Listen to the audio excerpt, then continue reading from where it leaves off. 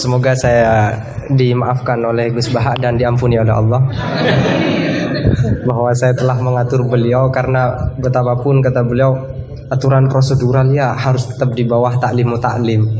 Tapi karena saya bukan moderator amatir ya. Jadi karena bukan moderator amatir, saya pakai yang satunya, bahwa akhlak itu harus di bawah hukum. Dan dalam konteks musyawarah ya moderator adalah kekuasaan tertinggi.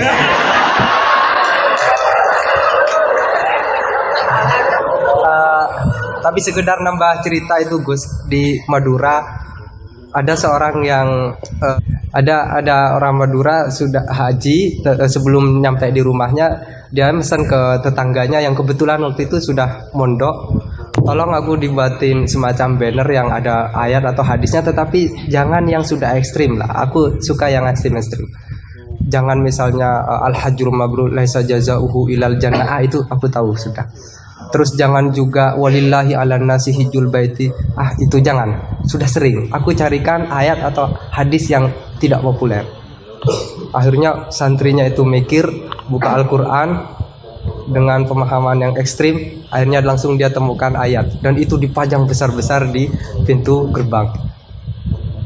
Ayatnya adalah man hajjal baita aw itamara fala junaha, maka tidak ada dosa. Nah, ini termasuk salah satu memahami ayat Al-Quran yang ekstrim. Gobloknya yang ekstrim. Baik, silakan dua pertanyaan, dua penanya ya. Gus Husen, Putri juga ada, silakan kalau ada. Ya, satu putra, satu putri. Kalau putri gak ada, tidak apa-apa. Ya, saya persilakan dulu dari Ustadz Asror dulu. Ustadz dulu, biar takzim, biar tahu. Dua, saran saya adalah tolong menggunakan bahasa yang singkat. Terus yang kedua juga jangan takut dengan kata-kata intimidasi dari Gus Baha ya. Karena menurut Dale Carnegie itu narasumber yang baik adalah yang mengintimidasi audiennya. Itu adalah salah satu ciri narasumber yang baik. Dale Carnegie mengatakan begitu. Saya Gus nonton saya beliau mungkin baca Dale Carnegie. Tapi kalau beliau tahu Dale Carnegie ya.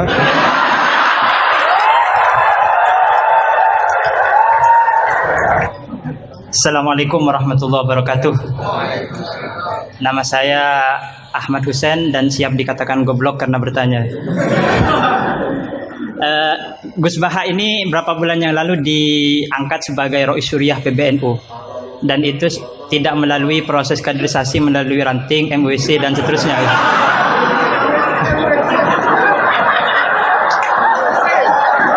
Padahal Ustadz Khairuddin ini di sini paling alim, tapi beliau masih jadi MWC gitu.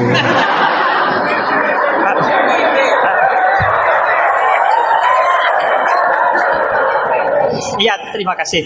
Nah, itu berangkat dari Gus Baha sebagai Rois Syuriah. Saya ingin bertanya tentang ke-NU-an yang telah dirumuskan oleh Hadratus Syekh Hasyim Asy'ari.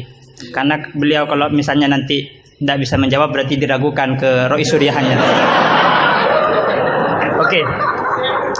Di dalam risalah atau konun asasi Jam'iyah Nahdlatul Ulama disebutkan bahwa secara keagamaan NU menggunakan sistem bermazhab atau mazhub. Serius ini Gus. Yang pertama dalam akidah, terus fikih dan tasawuf. Nah, dalam fikih misalnya NU menganut Abu Hanifah, terus Malik bin Anas, Muhammad bin Idris Asy-Syafi'i yang lahir tahun 154.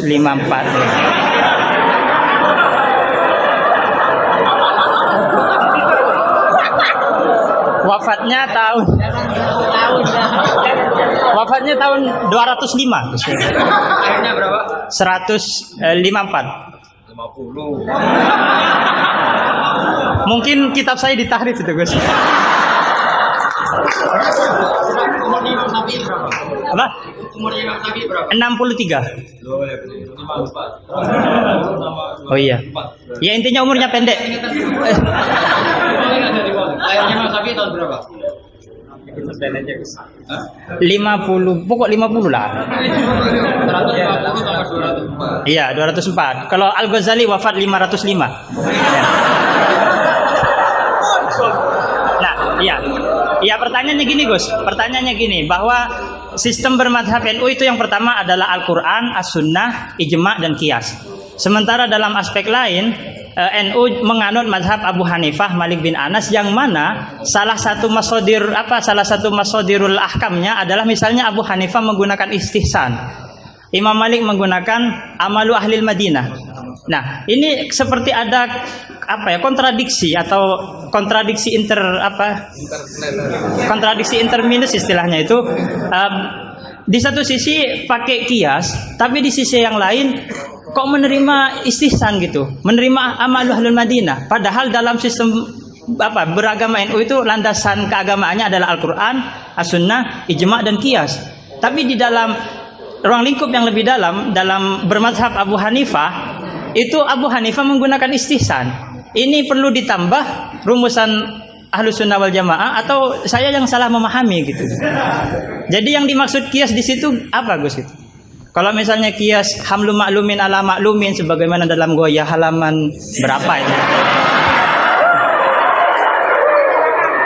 Terima kasih. Jadi yang dimaksud Qiyas dalam rumusan Ahlus Sunnah wal Jamaah itu gimana? Karena masih ada istihsan gitu kan, ada kontradiksi gitu.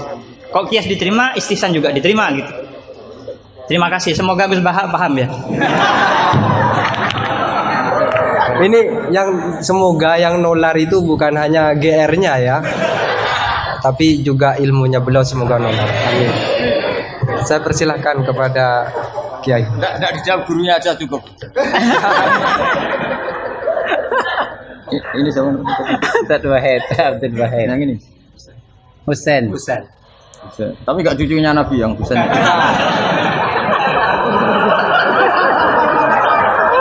Karena ini juga Husain ya. Husain juga. Ini Husain. Ya. Kata ini budaknya.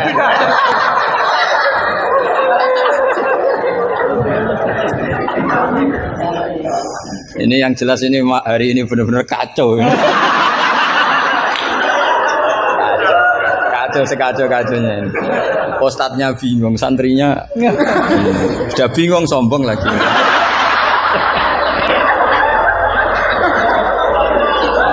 Yang boleh sombong tuh yang sudah ada bingung-bingung. Tapi agak apa-apa, saya maafkan ya. Memang itu satu-satunya cara dia untuk menang gitu. Saya jawab tadi yang dari Ustadz Asrar. Itu yang penuh misteri mana Asrar. Asrar itu maknanya kan banyak rahasia. Itu terjemahan bebasnya penuh misteri. Nggak tahu punya misteri apa tadi. Tadi tanya gimana yang tentang khilaf sama apa? Sama nanya ulang. Coba ulang. Apa? Begini ya, kitab Sajaratul Ma'arif tadi kutipan Anda tak luruskan. Itu tagnya di Sajaratul Ma'arif saya hafal. Judulnya itu la yutrakul haqqu li ahdil batil. Iya enggak? Itu mesti persis begitu. Yang kamu tadi pasti tidak persis.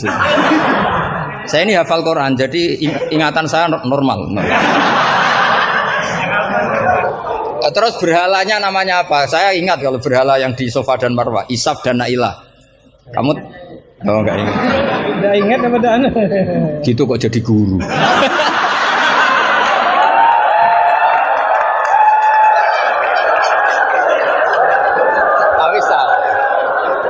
Jadi maksudnya itu mungkin jadi gurunya sah karena muridnya lebih bodoh.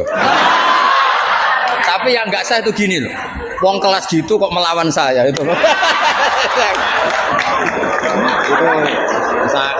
sangat nggak sah ya.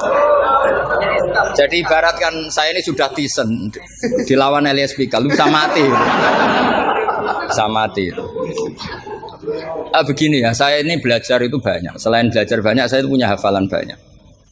Jadi penting ya, hafalan itu penting karena itu kias atau tadi misalnya cerita itu bahasa Arabnya kisah. Tapi asalik anil kisah ilal iktibar itu adalah maslaku ahlil akhyar. Itu masyhur itu dawuh ulama. Jadi dari cerita kemudian diiktibar itu maslakul akhyar, manhajnya orang-orang pilihan. Sehingga cerita ini sebetulnya idzoh atau mau idzoh atau kisah ini menjadi iktibar. Dan iktibar masuk yang di antara yang 9 itu. Misalnya begini, sampean guyon di sini. Itu kalau bapak saya masih sugeng, sampean guyon gini dibiarin. Bapak itu pernah sama saya mau manggil santri, kemudian di kangkang itu baru guyon, itu bapak balik kembali ke dalam, nggak jadi manggil, padahal mau manggil karena ada tamu disuruh melayani tamu. Kata bapak gini, Pak kenapa kembali? Santri itu fakir rada duit, kok iso guyon itu barang mewah, maka mengganggu itu haram katanya.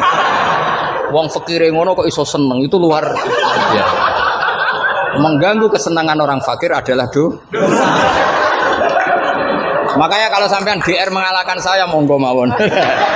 Karena itu satu-satunya cara sampean untuk merasa apa? Menang. Saya tidak usah merasa menang, sudah pasti menang. Merasa tidak merasa sudah menang. Ya coba polling saja. Gus Ba sama Ustaz Asror alim mana? Saya tidak usah jawab.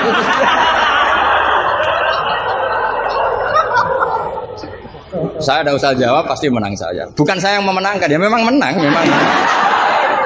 Buktinya gampang kan? Sampean ngundang saya apa ngundang Ustaz Asror?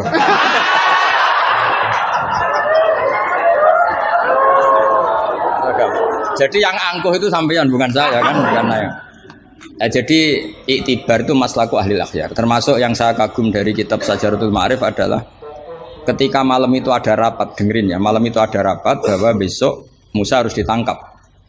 Di antara yang rapat itu adalah ada rojulun sing yaktumu imanah, yang disebut waqala rojulun min ali fir'aun apa yaktumu imanah. Karena dia ikut rapat, kemudian dia bocorkan ke Nabi Musa ya, wajah min aqsal madinah saat terusnya itu yang innal mal'a ya'tamiru nabika. Itu wajah rojulun min aqsal madinah apa? Yas'a. Qala ya Musa innal mal'a ya'tamiru nabika. Itu si rojul ini pagi-pagi, mungkin bukan pagi ya, setelah rapat itu langsung bergegas nemui siapa? Nabi Musa, besok kamu akan ditangkap oleh tentara dan kamu akan dieksekusi. Kamu kok tahu? Saya ikut rapat. Tapi karena dia masih yaktumu apa? Iman. Itu kan cerita ya, kita sepakat ya. Itu apa? Cerita, kisah. Tapi Imam Izzuddin bin Abdissalam yang punya gelar Sultanul, enggak keliru, Sultanul Ulama. Ini mesti salah guru. Sultanul apa? Ulama. Ya. Yang penting kita jangan sampai jadi Sultanul Juhala. Karena ini belum ada presidennya. Raja Wali sudah ada Sabdul Qadir. Raja Ulama ada Izzuddin bin Abdissalam. Kayak Raja Bodoh itu terlalu banyak. Makanya kompetisinya susah ini karena terlalu banyak yang jadi apa? Nah, ternyata oleh Izzuddin bin Abdissalam yang diambil contoh itu yas'anya. Maka di ayat itu beliau mengebabkan babul musaroah ila khifdidima. Bab pentingnya bergegas untuk menyelamatkan mengalirnya darahnya seorang mukmin. Jadi yang dia simpulkan dari kata yas'a, bahwa untuk menyelamatkan darah itu orang oleh sakobri, tidak boleh sesempatnya, tapi harus yas'a. Yas'a itu bergegas. Nah itu kan dari kisah menjadi istidlalun fiqhiyun, apa? Menjadi istidlalun fiqhiyun atau amrun fiqhiyun.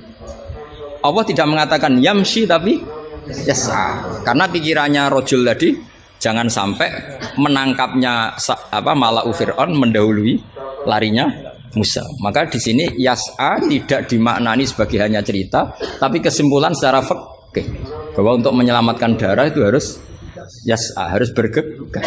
Nah itu contoh. Jadi kalau sampean tanya Sajaratul Ma'arif itu ikut partai mana?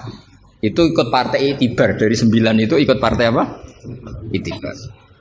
Yang kemudian wakhud biyatika dikhtan, khilah itu boleh asal dibolehkan Allah.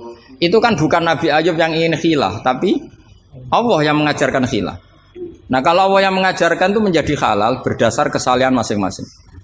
Sampean tahu nggak ceritanya Nabi Ayub sama istrinya? Apa setengah tahu? Apa? Oh setengah tahu lah. Ini yang setengahnya tak tambahi lagi. Istrinya Nabi Ayub itu cantik sekali. Karena memang sunnahnya ulama itu memang punya istri cantik. Entah sunnah itu dengan arti kesunatan, entah takdir, tidak tahu. Jadi sampean enggak usah tanya istri Gus Bak gimana, ikut sunnah itu. Ikut sunnah. Karena nanti kasihan kalau dia istrinya jelek terus alumni dosowan istrinya cantik kan dia ngenes. Oh kasihan itu ya. Yang cantik juga kasihan nyiumi tangan orang yang lebih nggak cantik. Ceritanya sebenarnya gini ya. Dari kejauhan, ya saya ulang lagi dari kejauhan. Itu istrinya Ayub ini ngomong-ngomong sama lelaki ganteng. Padahal itu aslinya Jibril. Singkat cerita, si istri ini karena Ayub ini sudah diembargo masyarakatnya dengan cerita-cerita seperti itu. Pokoknya kita mempercayai versi itu lah. Setidaknya mengikuti ulama yang mempercayai itu, diantaranya Syekh Nawawi. Bahwa memang Nabi Ayub diusingkan masyarakatnya sampai kesulitan secara finansial, ekonomi dan ketahanan pangan. Terus istrinya itu kerja dapat uang. Suatu saat sampai pada level ekstrimnya, nggak dapat pekerjaan, nggak dapat uang. Kebetulan ada anak raja yang rambutnya itu brodoli, yang nggak punya rambut. Terus bayarkan siapa yang rambut terbaik mau dibeli mahal. Akhirnya istrinya ini menjual apa? Rambutnya. Ya tadi kalau orangnya cantik ya rambutnya cantik. Kalau cantik terus keriting bulat kan susah itu. Kalau keritingnya tidak pas, kalau pas ya tetap cantik ini maksudnya. Nah, ketika dijual terus dapat uang dan itu di atas rata-rata. Si Nabi Ayub ini curiga. Ya bawaan seorang suami yang punya istri cantik. Kalau jelek kan gak gampang curiga. Terus buder keriting welek kan suaminya gak gampang curiga.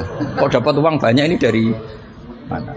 Singkat cerita dengan tanda kutip kesalahpahaman ini menjadikan beliau agak latah bersumpah la adribannaki mi'ata sautin, kamu akan saya pukul mi'ata sautin.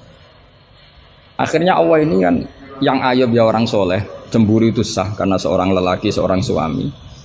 Pilihan-pilihan istrinya juga sah. Allah tidak ingin orang solihah seperti istrinya Ayub dapat hukuman yang tidak semestinya. Tapi Allah juga gak ingin hamba yang soleh Ayub ini melanggar sumpahnya. Jadi Allah sendiri yang coro gampangannya memikirkan cara keluar dari sumpah itu. Paham ya? Dan istrinya tidak tersakiti oleh 100 cambuan. Ya 100. Akhirnya Allah bilang gini, ya sudah, kamu pakai lidi 100 saja, cambukkan sekali, anggap saja sudah 100. Itu disebut wakhud biadika dikhtam fadribihi wala tahnas. Jadi kata 100 tetap 100, tapi si solihah tadi nggak perlu kesakitan dengan 100 pukulan. Tapi ini yang milih biar Allah, tidak kamu. Kalau kamu yang ngelah pasti kriminal. Jadi ayat itu jelas, wakhud itu khitabun minallah li Ayub, bukan Ayub yang mengkhilah. Makanya ada ayat wa makaru wa makarallah wa huwa khairul makirin. Itu kan seperti Nabi Ibrahim. Nabi Ibrahim itu hanya Allah yang bisa mengilhami seperti itu. Ada raja yang maniak perempuan itu sampai ngirim beberapa mata-mata kalau ada perempuan cantik melintas di daerahnya pasti ditangkap, mau disuguhkan ke rajanya. Suatu saat yang lewat ini Ibrahim dan Sarah, itu cantik sekali. Jadi ini sudah contoh dua, istrinya Ayub ya cantik, istrinya Ibrahim ya cantik. Karena yang cantik sudah jadi istrinya para nabi, mungkin kamu ini yang nggak tahu saya kebagian apa enggak itu. Kalaupun cantik pasti nggak setingkat siapa? Sarah. Sarah itu cantik sekali. Singkat cerita ditangkap. Kemudian Sarah ini mau diperistri oleh raja. Ketika Ibrahim tanya, perempuan ini hubungannya dengan kamu apa? Nabi Ibrahim pinter, karena raja ini maniak perempuan. Kalau dijawab suami pasti dibunuh, karena suami itu problem.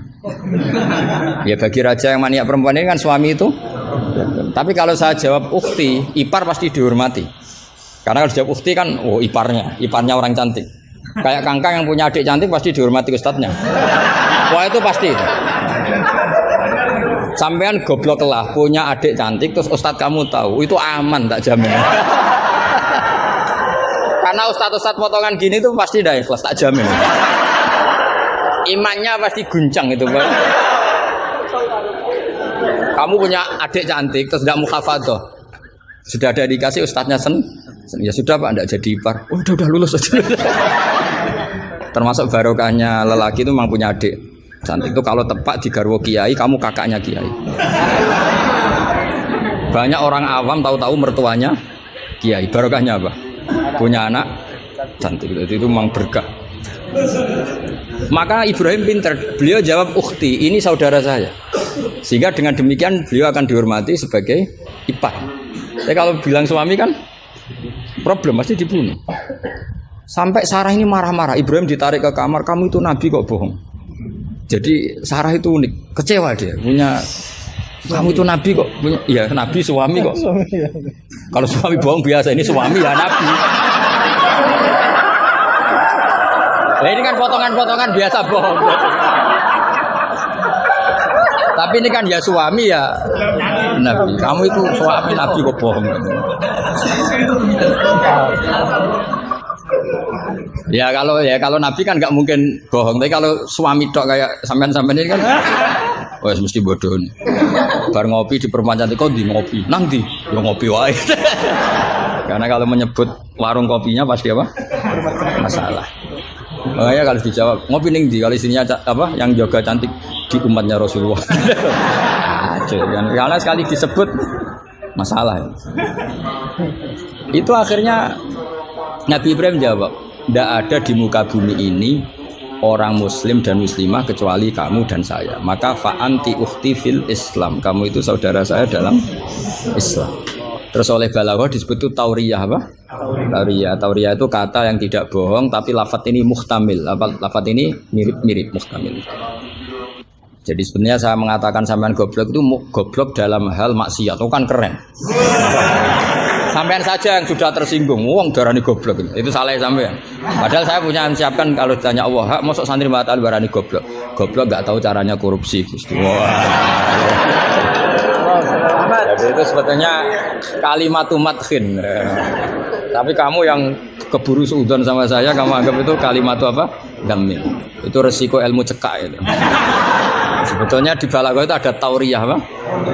Ya Mas pernah belajar tuh itu. Jadi tetap saja kisah-kisah ini melahirkan satu pelajaran.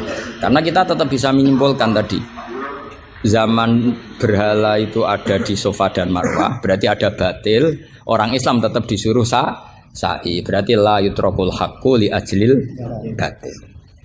Kemudian yang jenengan tadi tanya apa? Yang tentang Saman pernah baca kitab itu? Khatam? Oleh menindak kok fasih.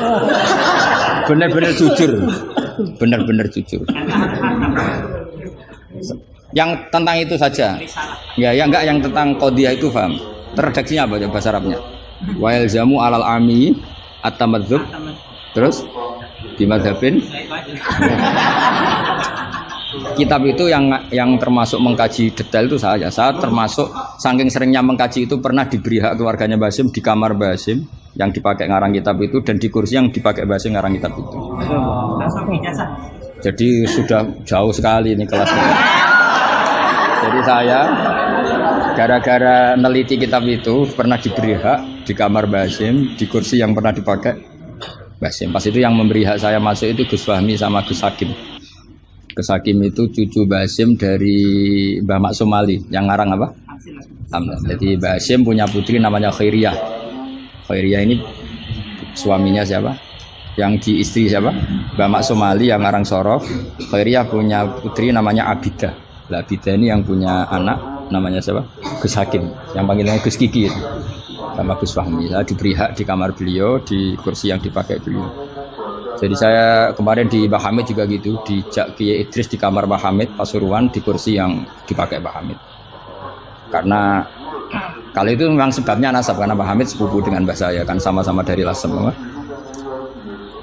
Jadi kalau kamu belajar mengutip, saya ini tidak sekedar mengutip sampai wanak tubuh makodamu apa bahasa itu.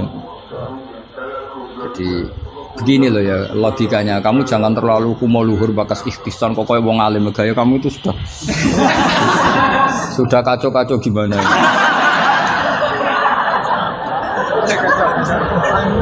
Kayak parah ya cerminan ajaran gurunya ini kacau. Iya, jadi ini kamu itu korban pengajaran yang salah.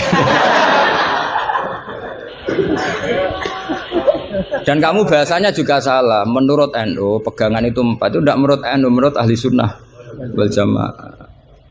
Jadi begini ya, kias itu kan sebetulnya hanya bahasa saja. Sebetulnya ya istihsan juga kias. Sebenarnya kalau kita karena ketika seseorang itu menomorsatukan Quran dan hadis, pasti istihsan ini juga tidak keluar dari Quran hadis. Ketika kamu katakan kias, itu juga tidak keluar dari Quran hadis. Maka pertanyaannya, menurut Dawud Al-Zahiri, sebetulnya kias itu ada apa enggak? Ya bisa saja enggak ada. Misalnya begini, sama tak beda aja ilmu yang paling gampang. Yang kamu pahami kias itu ada berapa? Aulawi, terus Musawi sama Adna, yang gampang-gampang saja, yang masih amatiran saja. Kalau di usul fikih istilahnya apa? Lahnal khitab, fakwal khitab. Ngono kok lali yo. Aku sing wis tokoh nasional ilingan. Harusnya lupa itu saya pantasnya karena sibuk. Harusnya yang pantas lupa itu saya karena sibuk.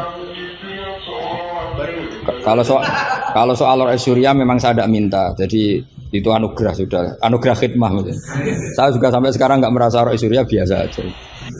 Karena ya apa ya, kalau keluarga Quran tuh beda. Saya ini kan dari keluarga Quran, bapak saya hafal, bapak saya hafal, sehingga apa ya bangganya itu sudah dengan ngitmai Quran. Jadi sampai hormatin tidak itu tidak ngefek sudah.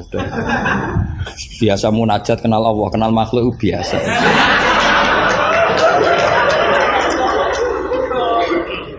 Biasa ma'rifatullah dijak ma'rifatul khalqi. Begini misalnya ya, sama tak bedai misalnya gini. Fala taqul lahuma uffin atau innal ladzina yaquluna amwalal yatama zulman. Kita paling gampang kalau kita ngajari Mahat Ali seperti ini, yang gurunya saja meragukan ini, yang guru kepala. Itu kias paling gampang tentu kita katakan gini. Allah mengharamkan memakan harta anak yatim. Ilatul hukumnya apa coba? Ifsad kan? Nah, kalau aklu itu haram karena ifsad, maka ikhraq lebih haram. Kalau ufin yang adnal iza, ya ufin muni janjuk pada orang tua atau hus. Ya. Kalau adnal iza paling ringan saja haram, apalagi nabok, apalagi menterlantarkan orang tua gak dikasih uang sampai utang-utang tonggo itu ya iza. Nah, itu terus kita lebih gampang kita katakan tuh kias apa? Aulawi. Tapi itu gampangnya saja. Tapi butuh ulama itu hanya satu. Orang nggak boleh terjebak oleh teks. Kalau terjebak oleh teks seperti saya cerita setiap ngaji itu, di mana-mana saya cerita itu naifnya orang terjebak teks. Yaitu tadi misalnya ada santri yang dilaporkan oleh istrinya ke kiainya, Pak Yai alumni Anda ini sering naboi saya. Nabok itu kan pakai tangan. Karena terus kiainya bilang gini, "Cong jogeman naboi istrimu." Suatu saat kalau mau idak pakai kaki, jadi nyadui. Akhirnya istrinya lapor lagi, Pak Yai sekarang ganti model, tidak naboi tapi nyadui. Santrinya dipanggil lagi, "Loh kenapa kamu masih nyadui? Kan yang haram naboi Pak Yai. Kemarin yang Anda larang kan naboi, kalau nyadui kan belum dilarang, belum ada undang-undangnya kan kira-kira." Nanti yo nendang yo haram pisan. Hari berikutnya ngidoni, ngeludai. Itu kan korban tekstualistik. Kalau dia cerdas, hurmatul idza itu yang haram itu idzanya. Nabu iya idza, nyadu iya idza, meludahi juga idza, membiarkan miskin juga idza. Nah, seperti itu sebetulnya andaikan kita dzauqus salim, sebetulnya nggak perlu itu kita katakan kias apa enggak. Zaman sahabat juga nggak kenal kias, tapi tahu kalau maknanya pasti seperti itu. Pasti maknanya seperti itu. Misalnya kamu ada tamu, jangan suguhi air panas, kasihan. Terus kamu suguhi adem tapi peceren. Sementing nggak air panas. Itu kan santri gila. Jadi sebetulnya dengan atau tanpa istilah kias maupun istihsan, itu adzauqus salim itu pasti tahu. Makanya termasuk kitab yang saya kagumi itu Sarah Imriti, Fathur Rabbil Bariyah, itu kitab kecil yang nyarai apa? Imriti atau Marioto itu kalau baca Imriti tidak bisa ya Pak. Umar Yoto itu di situ diterangkan fama fatahum illa mujarradul istilah. Jadi kalau kamu tanya kenapa sahabat tidak belajar nahwu, tidak belajar i'lal, tapi mereka punya salikoh, punya tobiah yang menjadikan mereka ya kalau ngendikan ya doroba zaidun amron atau marortu bi zaidin. Tapi mereka kalau kamu tes, misalnya Abu Bakar buat tes, zaidun jenenge opo? Doroba zaidun amron, terus amron jenenge opo? Ya ora iso pinter sampean mesti. Sampean pinter zaidun fa'ilun marfu'un wa alamatu rafi'i dhammatun dhahiratun. Qali annahu ismul mufrad. Amron maf'ulun bih mansubun wa alatun. Mesti ra iso, mesti pinter sampean. Tapi sampean mesti ditertawain Abu Bakar. Karena ditertawanya gini. Kang, pelaku pemukul siapa? Zaidun. Berarti Zaidun jadi apa? Fa'il. Ya wis suwe agar subjek bahasa Arabe ya fa'il. Sing dipukul sapa? Amron. Jenenge apa maf'ul? Lah iya anggar objek jenenge ya madrub. Jenenge ngono kok butuh jeneng bocah kok goblok. Mesti gitu kira-kira. Jadi sebetulnya ketika kita punya istilah yo ono naive dhewe. Wong karuan pelaku yo bahasa Arabe mesti fa'il. Wong karuan objek yo jenenge maf'ul. Lah Anda masih bangga dengan istilah itu. Lu iya kan agama ini kan mengajarkan kebaikan. Tentu sesuatu yang kebaikan itu dianggap agama. Makanya Abu Hanifah membolehkan istihsan.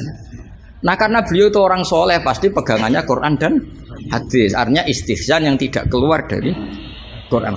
Ya sama kita bahasakan itu qiyas, mereka bahasakan nggak ada masalah. Dan zaman sahabat nyuwun saya udah tahu istilah itu semua, memang nggak perlu tahu karena masih punya dzauqus salim. Makanya sahabat itu pinter sekali kan, tapi nggak perlu kamu tes. Karena kalau kamu tes juga buyut. Mbah Abu Bakar, ya Abu Bakrin tak takok idoro Zaidun Amron, mana yang fa'il? Mesti guyu. Wong karuan sing mukul Zaid ya fa'ile iku. Zaid. Umanane fa'il itu pelaku. Amron maf'ul bi. Mesti ya anggar korban objek jenenge Amron. Wong di ilmu ngono kok bangga. Cara Abu Bakar mesti iki cerita. Makanya disangkan fama fatahum illa mujarradul istilah. Sahabat itu hanya nggak tahu istilahnya tapi membacanya sudah benar. Nah kenapa tidak tahu? Memang tidak ingin tahu. Gitu saja kok perlu tahu. Loh kok udah tahu ya? Coba lam itu namanya apa? Jazim. Berarti yadrib namanya madzum. Terus Abu Bakar mbok warani yadribu. Kenal lam menjadi lam yadrib. Lam jazim yadrib madzum. Yo wis suwe le jong-jong angger amile. Inna Zaidan qaimun, inna amil Zaidan makmur. Mesti yo Abu Bakar suku ya. Jong-jong ra ilmu ngono kok seneng merakaruan. Ya mesti wae. Itu kan makanya dulu bahasa Arab dulu itu udah ada kata zaujah. Kata zaujah itu bid'ah gitu. Hasanah bodolala enggak tahu, pokoknya bid'ah. Di Quran enggak ada loh bahasa zaujah. Mbak ini perlu tahu. Enggak ada bahasa zaujah. Coba. Asa rabbuhu in talaqakunna ayyubdilahu azwajan. Azwajan jamaknya zaud apa jamaknya zaujah? Loh, azwajan jamaknya zaud. Azwajan jamaknya apa? Zaud. Di Quran enggak ada bahasa zaujah karena maknanya zaujun itu pasangan. Kalau dikatakan lelaki maknanya perempuan. Kalau dikatakan perempuan maknanya lelaki karena zaujun maknanya pasangan. Ndak berhubung jagani wong ora pati pinter mau. Akhirnya terus ono zaujah. Di Quran enggak ada. Coba an-nabiyyu aula bil mu'minina min anfusihim. Terusannya ayat apa? Wa azwajuhu ummahatuhum. Ayo. Azwaj zamannya zaujun apa zamannya zaujah? Zaujun zamannya zaujah, zaujat. Mau belajar bahasa Arab sih kok bantah bocah ora sopan. Tapi berhubung jagane wong goblok-goblok iku. Akhir ono zaujun. Ono zaujah sebetulnya cara wong ditaku salim wae ada zaujun itu pasangan. Coba lihat di Bukhari, Ana Aisyah zaujin Nabi. Jarang Imam Bukhari bilang zaujatin Nabi. Ana Aisyah zaujin Nabi. Karena itu masih bahasa Arab orisinil. Belum kena Mahat Ali sini masih orisinil. Ya belum kena asrori dia. Karena maknanya zaujun itu apa? Pasangan. Jadi kalau dikatakan zauju Zaidin berarti imro'atu Zaidin. Kalau yang ngomong itu misalnya zauju Aisyata ya siapa? Pokoknya mesti seperti itu. Tapi gue beda ben wong gue gampang ono zaujun. Tapi Quran nggak pakai bahasa itu, masih pakai bahasa orisinal. Makanya disebut an-nabiyyu aula bil mu'minina min anfusihim wa azwajuhu ummahatuhum. Azwaj huna jam'u zaujin. Zaujin maknanya pasangan. Dong ya. Jadi bahasa ngalamilah. Sahabat tuh nggak perlu tahu bahasanya sampean nggak perlu. Coba kalau sampean ketemu orang Arab, ditakoki ya diguyu orang Arab. Sekolah ning di anakmu, sekolah ning madrasah. Kalau ditanya madrasah terjemahnya apa? Sekolah. Berarti sekolah-sekolah kan. Jadi lucu kita. Sampun itu sudah, bakdo ya. Sudah. Orang Jawa jadi satu sampun, bakdo. Bakdo itu bahasa Arab, maknanya ya sudah. Nah, sahabat tuh tahu betul apa karena punya zaukus salam. Sehingga pernah juga ini cerita kedua dan ini terakhir, nggak boleh tanya lagi. Ketika ada seorang khotib menceritakan Allah ngendikan, "Fa rabbis samai wal ardi innahu lahaqqum misama annakum tamtikun." Itu ada orang Arabi ngaco. Man dzalladzi akhdhabal jalil hatta alja'u ilal yamin. Ayo hafalkan Pak Asrori ben latihan hafalan apa? Man dzalladzi akhdhabal jalil hatta alja'u ilal yamin. Pak Khotib, saya mau tanya, siapa yang bikin Allah murka sampai Allah dipaksa sumpah? Karena orang kalau sampai sumpah itu artinya nganggep mukhatabnya tidak percaya. Makanya di balaghah ada urutannya.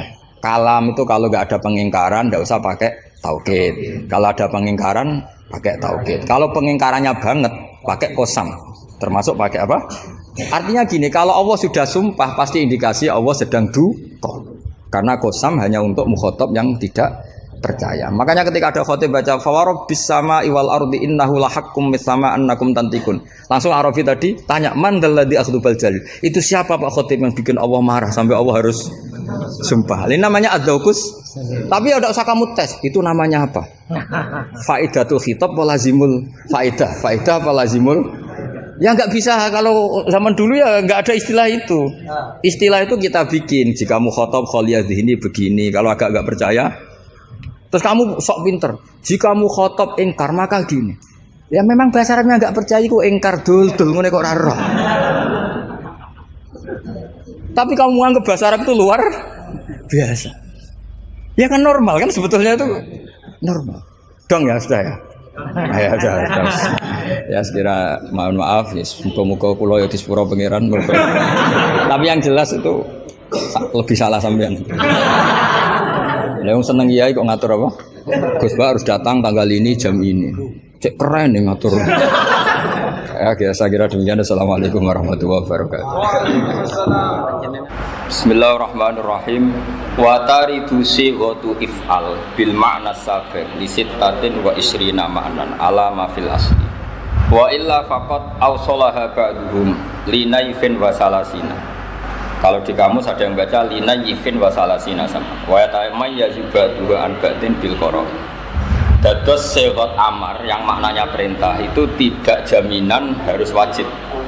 Ada beberapa amar yang tidak lil wujud. Ini penting dalam disiplin ilmu usul fikih sehingga tidak semua perintahnya Allah atau perintahnya Nabi menjadi perintah wajib. Misalnya yang masyhur itu wa idza halaltum fastadu. Jika kamu setelah tahallul, kan ketika kita ihram enggak boleh berburu hewan. Setelah tahallul kata Allah fastadu maka berburulah.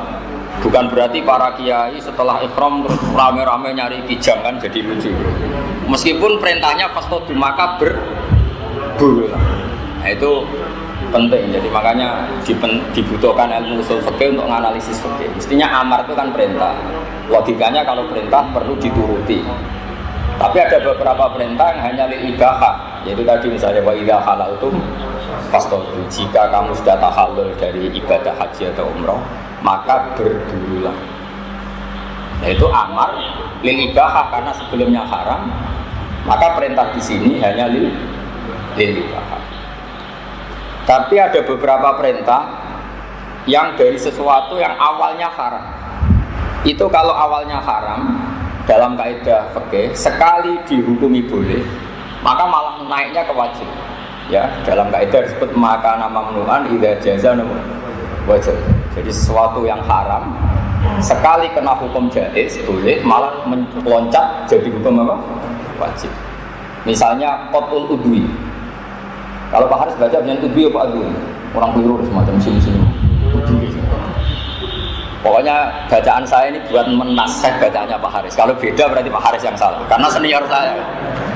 Ini kasus ini, direktur tapi masalah ini masih belum. Harus dikonfirmasi. Karena kalau mondok tidak lama itu udwin adwin ya sama, yasmilu yasmalu sama. Tapi nanti kalau kelasnya di atasnya yasmilu itu kasus, yang benar itu yasmalu. Tapi kalau dibanding sampean ini sudah cukup, ini ilmunya sudah cukup. Tapi ini harus di ya agak boleh tersinggung Pak. Latihan jadi wong ati apik. Nah itu penting. Sehingga kenapa ada madhab, ada macam-macam. Karena ada jaminan perintahnya Allah dan Rasul itu semuanya lil wujub, ada lil ibahah, ada lil tahdid, ada macam-macam. Nah, lil ibahah contohnya tadi apa? Wa idza halaltum fasbud. Misalnya, fa idza qudiyatis sholatu fantasiru fil ard. Ketika sholat selesai maka bubarlah. Kamu tidak perlu kayak orang Wahabi di Arab Saudi sekali salam langsung lari. Alasan kamu fantasiru al-amru lil wujud, salam langsung, ayo lari, mergo qala ta'ala fantasiru. Ya kasus kalau itu. Makanya enggak bisa orang jadi ahli fikih tanpa keahlian usul apa? Fikih. Karena di usul fikih ini nanti dipilah-pilah sekian amar yang maknanya itu ada lil wujud, lil ibahah, lil tahyir, lil tahdid, macam-macam. Makanya saya ingin menjelaskan itu. Wa illa faqat awsolaha. Ini kalau maknanya ala basahal ya Allah, karena sanad kita sama ya. Basahal dulu ngaji sama Mbak Zubair, Mbak Zubair ngaji sama Mbak Fakih Mas Kumambang, Mbak Fakih ngaji sama Mbak Mahfud Termas. Mbak Mahfud Termas itu yang ngaji sama Sohibul Anas Sayyid Abi Bakar apa? Jadi kalau sampean Pak Haris langsung Mbak Zubair apa lewat Tamuris? Muter, yes Pak Haris, tak tombok, darurat. Ya, sampean sanatnya ya sampean Pak Haris, saya misalnya Mbah Mun, Mbah Zubair, Ki Fakih Mas Kumambang, Mbah Mahfud Termas itu mukim di Mekah, itu langsung ngaji sama Sayyid Abi Bakar apa? Sayyid Abi Bakar Sato ngaji Sayyid Zaini Dahlan. Nah sanat paling dekat dengan Sayyid Abi Bakar Sato itu keluarga saya termasuk. Karena Sayyid Abi Bakar Sato itu punya kakak namanya Umar Sato. Termasuk ya saya bilang termasuk keluarga. Umar Sato itu punya anak namanya Abdul. Terus punya anak namanya Hamzah Sato, itu sareanya di Sedan di daerah Jawa. Mbah Sato itu pernah nikahi buyut saya, tapi setelah punya anak mbah saya, jadi mbah saya itu pernah jadi anak tirinya Sayyid Hamzah Sato. Tidak saya terangkan sanad dulu, karena Pak Haris nggak mungkin bisa menjelaskan ini, kalau nggak niru saya nggak bisa. Sayyid Umar Sato itu gurunya Mbah Mat Sarang. Jadi Mbah Mat itu mbahnya Mbah Mun. Mbah Mun punya ibu, asmane Nyai Mahmudah. Mahmudah itu binti Ahmad. Mbak Ahmad itu mertuanya Mbak Zubair. Mbak Ahmad itu ngaji di Mekah, itu tidak ngaji sama Sayyid Abi Bakar Sato Sohibul Anas, tapi ngaji sama Sayyid Umar Sato, kakaknya Abi Bakar apa? Sato. Sayyid Umar Sato berkeyakinan ngaji itu tidak perlu kitab besar, tapi hafal, harus hafal. Sehingga jurumnya ya dihafalkan, Imriti dihafalkan, Alfiyah, kitab-kitab Mabadi juga dihafalkan. Sehingga ketika Mbah Mat itu rawuh ke sarang, menerapkan mahfuzat. Karena ada lembaga yang bernama Sekolah MGS. Terus korbannya ya kita-kita, kalau nggak hafal tuh nggak naik juga. Jadi Mbah Said Umar itu termasuk akibatnya ke kita. Akhirnya kita wajib menghafal, termasuk bahasa hal, terus beberapa kiai hajen, Mbak Nafek mewajibkan muhafadzah karena dulu Mbah Umar itu ilmu itu manfaat nak dihafal. Untung tidak nyuruh ngapalkan kaidah usul fikih. Tapi itu dulu lazim. Sayyid Abi Bakar Sato bisa alim gitu itu karena ngaji sama kakaknya namanya Umar Sato. Jadi kalau pakai sanad sarang misalnya Mbah Mun, Mbah Zubair juga bisa liwat Mbah Mat. Mbah Mat itu ngaji saya Mas Sayyid Umar apa? Sayyid Umar Sato itu yang mewajibkan muhafadzah. Jadi termasuk tradisi menghafal itu yang keras itu Sayyid Umar Sato. Nah, sehingga saya mohon kaidah-kaidah fikih, karena bahasa hal itu spesialnya di kaidah fikih, saya mohon itu dihafalkan. Kayak tadi makana mamnu'an idza jaza wajib. Misalnya orang makan bangkai itu haram. Orang nyuri gedangnya Pak Haris, gedang gorengnya Pak Haris itu haram. Haram. Tapi sekali kamu kelaparan, kalau nggak makan gedangnya Pak Haris itu mati, maka wajib makan. Bukan sekedar boleh, tapi apa? Wajib. Karena sesuatu yang pernah dilarang sekali boleh langsung naik, hukumnya jadi apa? Wajib. Orang makan bangkai itu haram. Tapi kalau kamu darurat, kalau nggak makan bangkai itu mati, hukumnya makan adalah wajib. Setelah menjadi wajib, kena kaidah ad-daruratu muqaddaratun diqadri. Jadi kalau kira-kira makan bangkai itu kakinya cukup, nggak perlu makan semua. Paham ya? Makanya itu bisa diteruskan. Misalnya orang melihat perempuan itu haram, Tapi kalau harus lihat di syahadah atau taklim atau macam-macam itu langsung wajib. Jadi memang kaidahnya gitu. Qat'ul udwi haram. Tapi sekali harus karena ada kepentingan medis menjadi wajib. Nah, itu kaidah maka mamnu'an idza jazan wajib. Sesuatu yang dilarang sekali kena hukum jaiz entah karena alasan apa langsung naik jadi apa? Wajib. Nah, tentu ini butuh sekian analisis untuk membuktikan itu. Nah, makanya terus orang-orang usuliyin membuat bab seperti ini. Kalau baca ya. Wa yatamaya zubatuha lan dadi beda. Wa taridu lan tumeka apa sighatul amri utawa sighatul if'al bil makna sabiq di sitatin wa isrina makna sampai 26 makna. Ala ma fil asli. Wa illa faqat awsalaha ba'duhum linayifin wa salasina. Wa yatamaya zubatuha an ba'din bil qara'in. Tentu nanti yang bisa membedakan adalah qarina. Satu misalnya taruhan awal itu lil wujubi. Pertama karena wajib nahu wa aqimus sholat. Walin nadbilan amar tumeka kanggo makna sunat. Nahu fakatibuhum in alimtum fihim khairan. Fakatibuhum mongko ngakatono kitab sira ing para budak in alimtum lamun ngerti sira kabeh fihim ing dalem para budak khairan ing kapian. Itu tentu hanya sunnah karena tidak ada ulama yang mewajibkan melakukan akad kitabah. Walil ibahati lan mukrono ibahah nahu kulu min thayyibati ma razaqnakum. Kulu mangano sira kabeh min thayyibati ma. Ay mimma tekse mangan saka perkara yustalat juga den anggap enak apa ma minal mubahat saking pira-pira barang sing mubah. Walid tahdidilan krana nglulu. Nglulu niku ngongkon tapi nak dilakoni yang perintah itu kecewa, itu nglulu cara Jawa. Dia nyuruh sesuatu tapi kalau dilakukan betul yang menyuruh kecewa juga. Nahu i'malu masyitum. I'malu nglakoni ya sira kabeh mak ing perkara situm kang karep sira kabeh. Anda boleh melakukan apa saja. Tentu tidak mungkin itu Allah kok menyuruh orang boleh melakukan apa saja. Tentu Allah tidak mungkin membolehkan kita zina, maling, korupsi. Tapi kalau Allah sedang murka malah ngendikane i'malu masyitum kulit tahdid. Kila didawono apa ngene. Wa yastukulan beneri apa tahdid ma tahrimi sepetane hukum haram wal karahati la hukum makruh. Ini yang mulai sulit ya, yang mulai bab-bab mukhtalaf alaih. Walil irsadi lan amar iku tumeka kanggo makna ngekeki panduan, ngekeki petunjuk. Ngekeki petunjuk apike iku piye. Tapi tidak naruhan sah dan tidak sah, tapi mau apike iku piye. Nahwu wastasyidu syahidaini mir rijalikum. Wastasidu lan ngangkato syahid sira kabeh syahidene ing saksi loro sing saksi loro iku mirrijalikum saking wong lanang-lanang sira kabeh. Lawal maslahatu te maslahat misale fihi ing dalam istisyad iku dunyawiyatun bangsa dunyawi. Bi khilafiyah hale berbedani misale syahadah atau maslahat finnat bi ing dalam masalah sunat. Nah ini termasuk bab-bab sing banyak masalah ya. Saya belajar kitab di bab tolak ya, bab paling sensitif karena kalau ya betul kita tolak berarti kita menggauli istri adalah haram meskipun tidak sampai zina ya, tapi kalau tidak ya pokoknya masalah.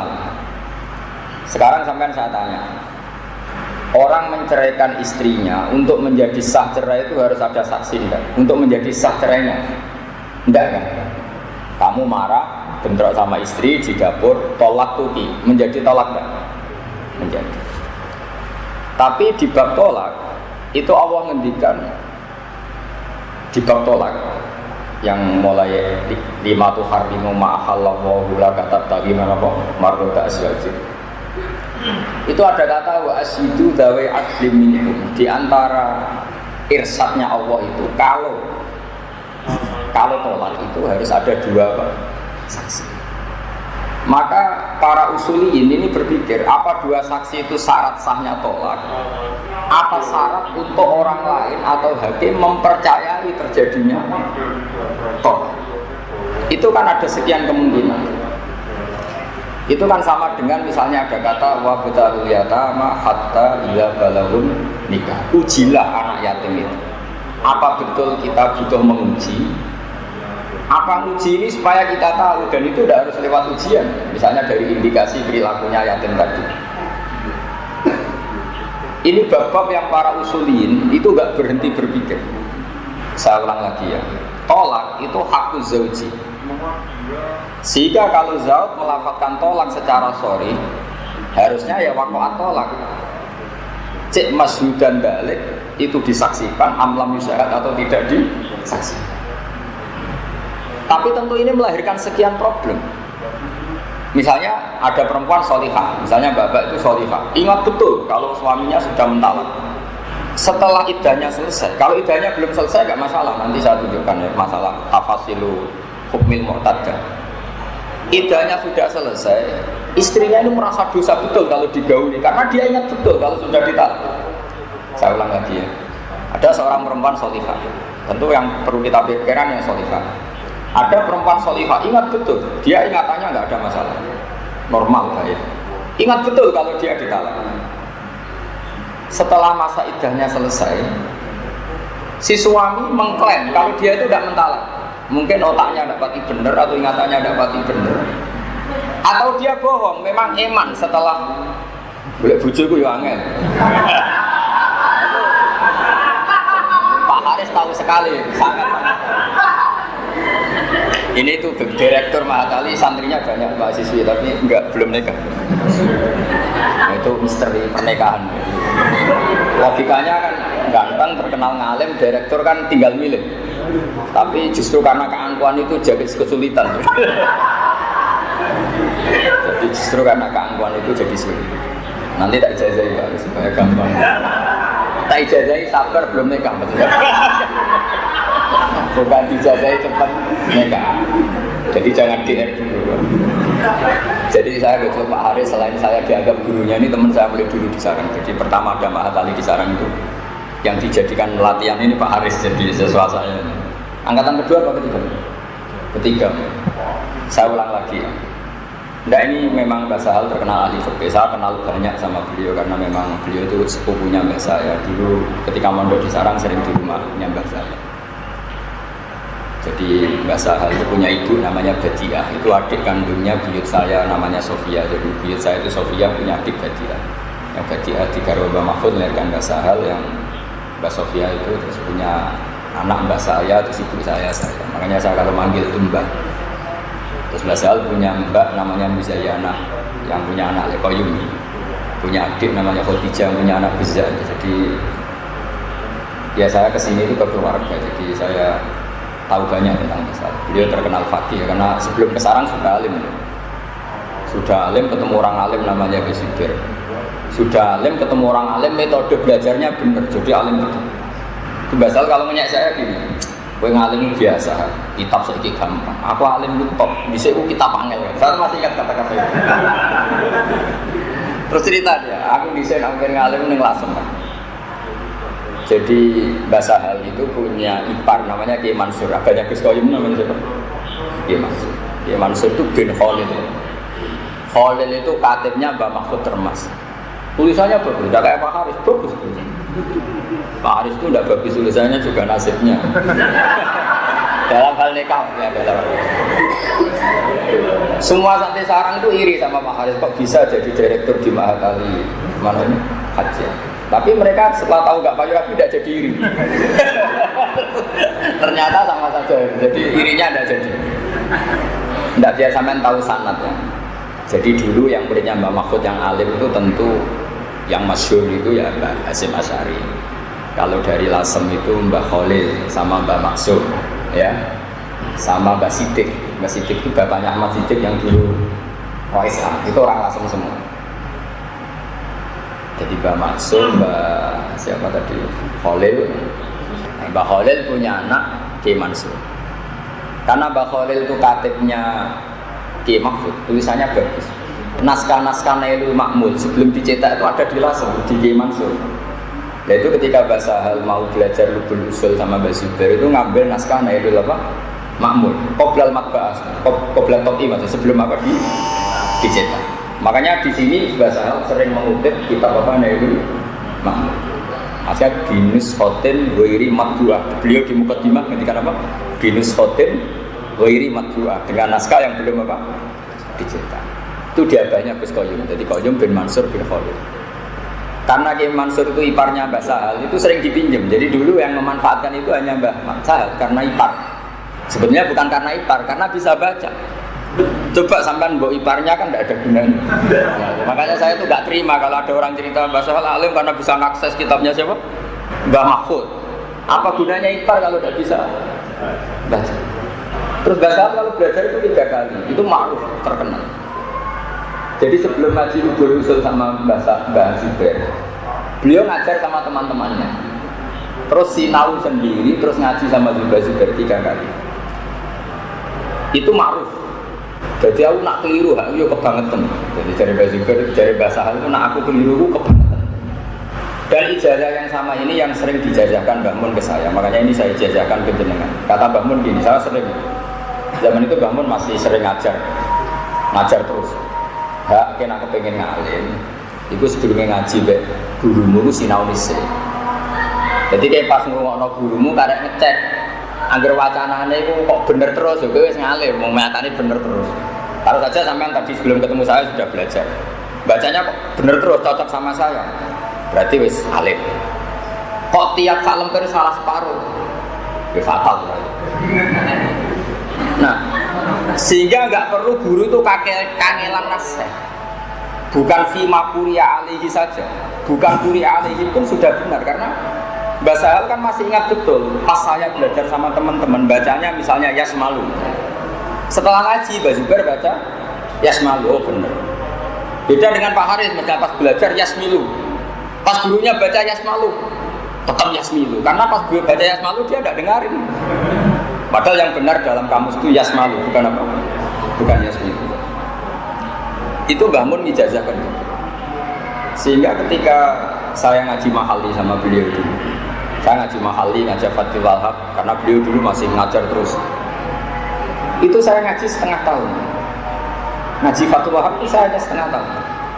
Terus di PHK sama Mbah Mun. Kata Mbah Mun, "Kak, kowe nak ngaji di Sergem, mari aku isin aku dhisik ngaji ora sergem." Jadi aku nak timbul sergem isin wis lereni ngaji. Kata Mbah Mun ini. Oleh motor wis kembar pe aku, sampun yo wis leren ngaji ngono wis leren.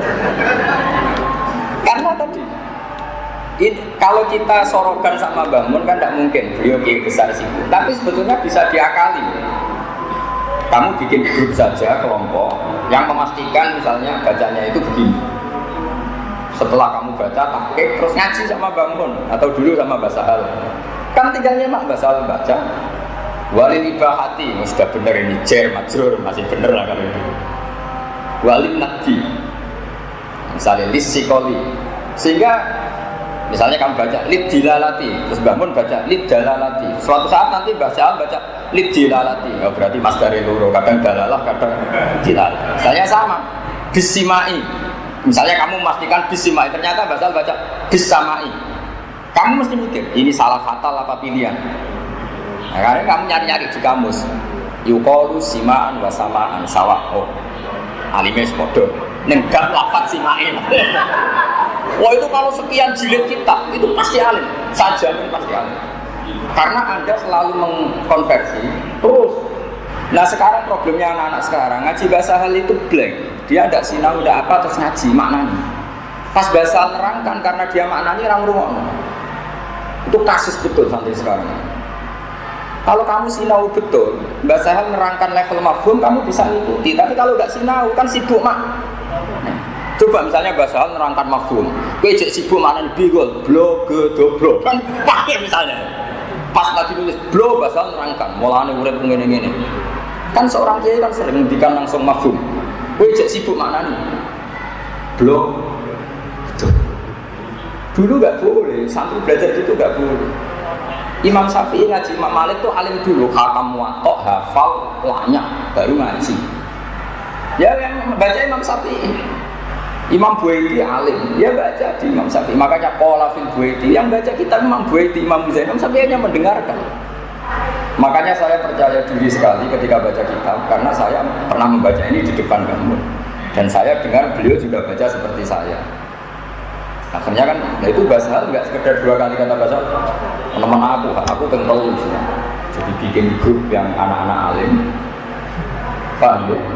Habis itu beliau ngajar di setengah alim, yang setengah alim malamnya jam 11 ngaji sama Mbak Zubair. Itu Pak D saya kalau cerita Pak D saya, Pak Komedi, Pak D saya itu dulu ngaji bahasa juga. Mbak Zubair itu saking senangnya bahasa hal itu ngaji jam 11 malam itu kalau bahasa belum datang juga dimulai. Jadi kata beliau, aku emang ilmu. Nah, saya ngaji karena sing paham aku rugi. Genteni. Kalau aku jadi bahasa hal ya kan terus bergerak. Kalau saya ngalami itu pelajaran Ibnu Labib dulu Bakhim itu kalau ngajar Muni kalau saya belum datang belum dimulai karena saya kan anaknya bapak ya, bapak hafal Quran, saya ya insya Allah hafal. Itu kan di Muni banyak pedotan ayat itu. Sehingga kalau beliau memang harus ada yang alim hafal Quran untuk meneruskan ayat-ayat potongan dia jadi saya syukur sekali setidaknya ada miripnya dengan bahasa hati. Jadi saya tidak mau mirip Pak Haris, jadi itu musibah. Nah ini metode, ini penting. Saya mohon sekali, jadi kalau antum sebelum ngaji sama mas saya, mohon sinau dulu. Nanti kalau sampai sorotkan Pak Haris semua kan tidak mungkin. Setelah kamu baca, kamu kan tahu tadi baca saya Rofa, Nasob misalnya. Ternyata kamu baca Rofa, Pak Haris baca Nasob. Kalau kamu khusnudon, ya langsung anut Pak Haris. Kalau sultan jangan-jangan Pak Haris yang salah. Tapi itu kan kalau sama Pak Haris, kalau sama Basal kan tidak mungkin kita sultan. Nah, makanya disebut al-muwatta. Ciri utama kebenaran itu setelah dikonfrontasi hasilnya sama. Makanya kata Imam Malik, "Aratu kitabihha ala sabina min fuqaha al-Madinah, faqulhum wa ta'ana." Kitab ini sudah saya tasihkan ke 70 orang ahli fikih Madinah. Faqulhum wa ta'ana, semuanya setuju, muwatta'ah itu setuju. Pas sampai itu al-muwatta', maka kitab ini tak namai al-muwatta' yang disetujui. Nah tentu kita mencari persetujuan bahasa hal susah, minta persetujuan misalnya Gus Nabi susah, apalagi minta persetujuan orang sesibuk Mbah Mun susah. Gampang saja, Mbah Mun baca Wahab, misalnya kilatan Wahab atau kilatan Bukhari, sampai belajar dulu, paham ya? Belajar dulu, ternyata misalnya Mbah Mun baca babun as-sholatu misalnya, kamu kan tahunya kan dari Pak Haris ilmunya masih amatir babus sholati misalnya. Ternyata setelah ngaji Mbah Mun atau ngaji bahasa hal orang-orang kali berbabun as-sholatu, babun as-sholatu, babun as-shol. Nah, itu kan kalau di kitab-kitab Fathul Wahab kan sering babun malah bitan. Tapi orang-orang kayak Pak Haris kayak saya pun itu nggak berani baca babun as-sholatu, tetap baca babus sholati. Padahal jelas di Wahab kadang ada babun bitan bin ehada. Nah itu misalnya contoh kecil. Jadi dari sekian pengalaman itu kita tahu, oh iya ternyata babus sholati itu tidak satu-satunya pilihan, malah kadang babun as-sholatu ini misalnya kita babus sholat. Nah, kalau sampean blank kosong, kan sampean tidak tahu pilihan sampean, tahu-tahu mana nih. Ngerti-ngerti khatam Wahab, nggak pernah mandiri. Kenapa ini Rofa? Kenapa ini Nasab? Tapi kalau lama sekali, ini resep judul. Saya utarakan ini karena takdim saya sama Mbak Sahal, sama Gus Rodin, sama keluarga. Paham? Ini lakukan. Cuma khusus guru-guru kayak Pak Haris. Nanti itu sama tak beri Pak. Sebenarnya sopo boleh agak-agak ragu. Ini demokratis. Tapi kalau gurunya Mbah Mun ya jangan gitu, ini yang bener sopo, mesti gue yang salah. Tapi kalau guru-guru latihan gini ya nggak apa-apa. Saya gojok ini supaya ada ujub, nggak apa-apa. Jadi ini menaikkan kelas Pak Haris. Dulu itu Abu Yazid Al-Bustami itu punya murid alim alama, tapi tidak bisa muka syafah. Dia sregep sholat qabliyah ba'diyah. So imun nahar kok imun laini, tapi nggak bisa muka sama. Tiap hari maca resmi ngaji, tapi nggak bisa muka sama. Terus tanya sama gurunya, ya Abah Yazid, saya ngaji sama jenengan puluhan tahun dan saya murid paling sergap, paling alim, paling sergap ibadah kok tidak muka sama. Kata gurunya lucu, Abu Yazid itu orangnya senang. Kalau kamu ingin muka sama gampang, kono adol gorengan yang pasar. Jadi sing didol candalem ning pasar kuwi sing adol gorengan ning apa? Pasar. Tak jamin bariku ke muka sapa. Marah muridnya. Marahnya tuh bilang begini, subhanallah. Oh pas bilang subhanallah dimarahi sama Pak Yazid. Fawawah ma sabbahta wa walakin sabbahta nafsak. Kamu itu bukan mensucikan Allah, tapi mensucikan diri kamu sendiri, tidak memantaskan diri kamu sendiri. Khidmah nanti adol jajan yang pasar. Senang khidmah mulang, jadi direktur, terus doang muncul. Kalau kamu betul karena Abdullah dikongkon guru apa saja, ya bedanya apa? Coba Pak Haris jadi direktur sama yang di dalamnya Gus Rosin, misalnya bagian masak. Indahwah sama karena sama-sama khidmah. Tapi anak ini ketika merasa ketua pondok, merasa penting, disuruh dol gorengan isin. Pas isin bilang subhanallah, kata gurunya, fawawah ma sabbahta wa walakin sabbahta nafsak. Kamu itu tidak mensucikan Allah, tapi mensucikan diri kamu sendiri. Makanya dalam tradisi Toreko itu orang-orang kayak Pak Haris pun itu disuruh pakai baju khirqah, baju suwek-suwek. Tapi saya tidak nyuruh, saya ada gurunya. Supaya bisa melumat egonya, ujubnya. Nah karena ini tidak ada khirqah, tidak ada dodolan gorengan, nah, ini tak gojlok saja, ini pengganti adol apa? Jadi ini lebih ringan, nah, lebih ringan. Jadi jangan kira kita ini tidak punya ujub. Misalnya kita merasa kiai, kalau nggak naik mobil, nggak dihormati menjadi aneh. Subhanallah, santai tidak roh hak itu. Sebenarnya kita ini bukan mensucikan Allah, mensucikan diri kita. Tidak pantas diperlakukan seperti itu. Ini penting saya utarakan karena kita ini sudah lama hidup modern. Tapi tradisi-tradisi seperti ini harus kita teruskan. Orang itu nggak boleh umur, nggak boleh ujur. Sehingga saya pun sampai sekarang itu, kalau ke sarang itu, kalau sowan bangun ya lewat jalur anak-anak dalam. Bahkan anak dalam mulai era saya sampai sekarang masih banyak yang ngaji saya. Bagi saya itu khidmah. Nah, ini penting, ini khas-khas. Mbah Sahal itu termasuk orang yang menangi seperti itu. Jadi dulu beliau di sarang itu ya dalam hal alim diperlakukan orang alim, tapi dalam hal santri ya diperlakukan alam santri. Sehingga beliau ya lama sekali mengalami masa bakti. Makanya ini kaifiah dari Mbak Mun, dari Mbak Sal, saya mohon dipraktekkan ya. Jadi sebelum jenengan ngaji sama orang alim, belajar dulu. Dan kamu harus ingat keputusan Anda tadi baca rapat nasabnya. Sehingga nanti ketika ngaji sama orang alim tadi beliau baca, kamu tinggal nasihatkan. Kok benar 100%, berarti di bab itu Anda sudah alim. Kok salah 50%, berarti ya parah.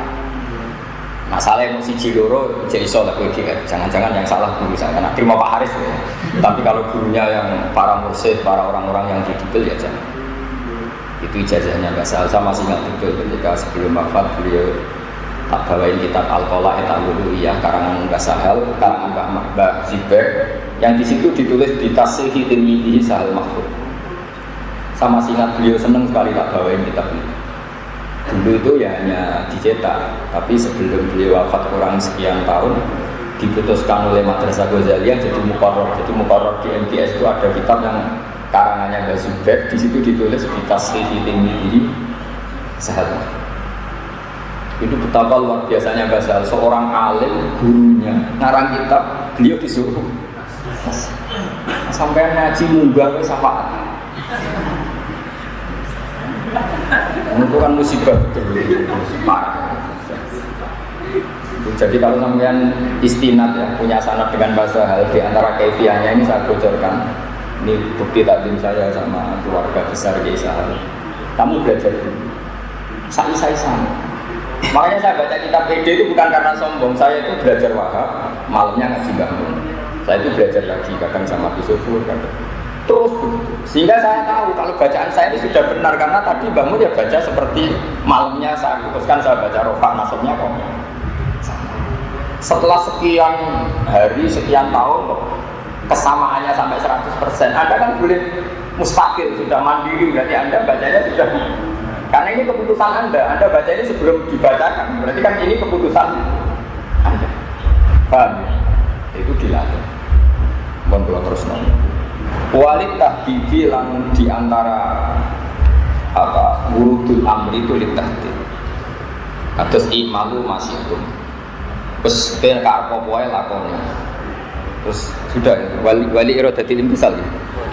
Wali iradatil imtisal lan krana mok kepengin den turuti perintah kaulika kaya dene pengucap sira liwiri roki kika maring saliyane budak sira ing dal afsi nalikane ngantuk ilmuni iskini ma iski nyirami ana sira ning ingsun maan iki. Yaitu ingin saja dituruti.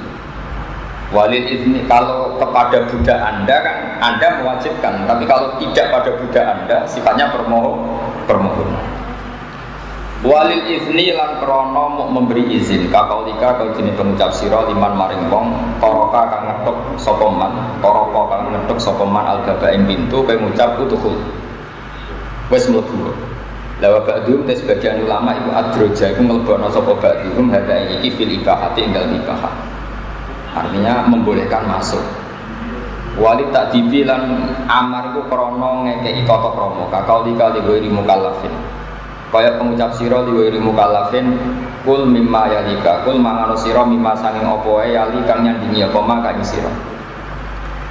Wa ba'dhum te sebagian ulama iku adroja nglebono sebadum hada finnat ing dalam sunat. Lawal awalu te kaul awal ku farqa bedana apa awal bi anal adab lan sakmene adab iku muta'alliqun berkaitan di mahasinil akhlak kelawan api-apike akhlak atau akhlak sing apik. Wa islahil adati lan benerno adat atau adat sing perlu dibenerno. La wal nadba ay wa bi anna nadba iku fi thawabil akhirah. Nak dikatakan mandub itu thawabnya akhirat. Tapi kalau dikatakan takdib itu hanya terkait mahasinil akhlak. Ama akul mukallaf yang aku mentai mangan wong mukallaf masa yang perkara yali kanya dini apa mahi yang mukallaf iku mau faman dubur mongko iku sunah.